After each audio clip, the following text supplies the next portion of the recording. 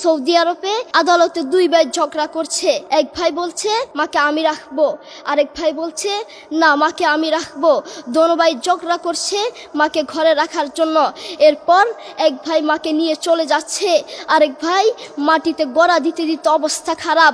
Saudi আরবে আদালত হয় মা বাবাকে ঘরে রাখার জন্য, আর আমাদের দেশে আদালত হয় মা বাবাকে ঘর থেকে বের করার জন্য, ঠিক কিনা?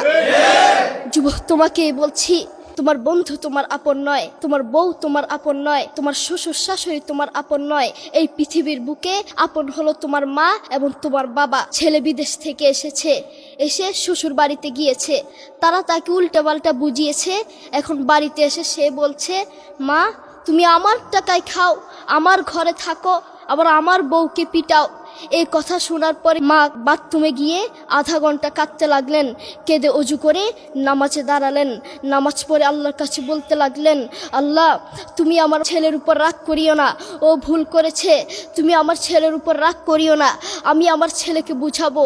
এরপর মা গিয়ে ছেলেকে বুঝাচ্ছেন, বলছেন বাবা তুমি আমাকে বের করে দিবা, সমস্যা নেই, তুমি আমাকে বের করে দিও, কিন্তু আমার একটা স্বপ্ন আছে।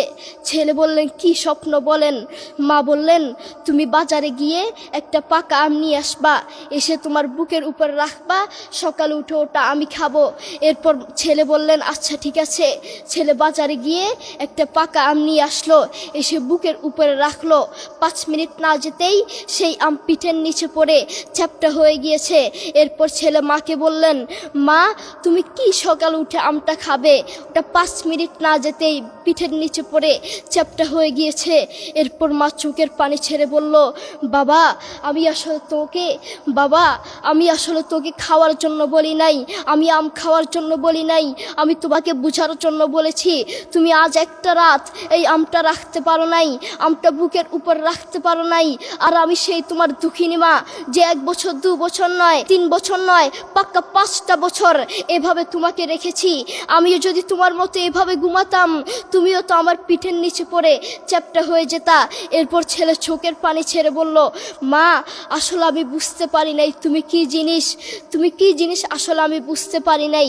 করোনা আসার পরে প্রমাণ করে দিয়েছে কে আপন।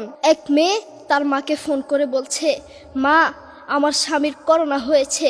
মা বললেন সাবধান, তার কাছে যাবি না, আমি সকালে সিএনজি পাঠিয়ে দিব, তুই টপ করে সিএনজিতে উঠে যাবি। এটার নাম দুনিয়া। করোনা হওয়ার পরে বন্ধুর কাছে যায় নাই, করোনা হওয়ার পরে শ্বশুর শাশুড়ির কাছে যায় নাই, করোনা হওয়ার পরে স্বামী স্ত্রীর কাছে যায় নাই, কিন্তু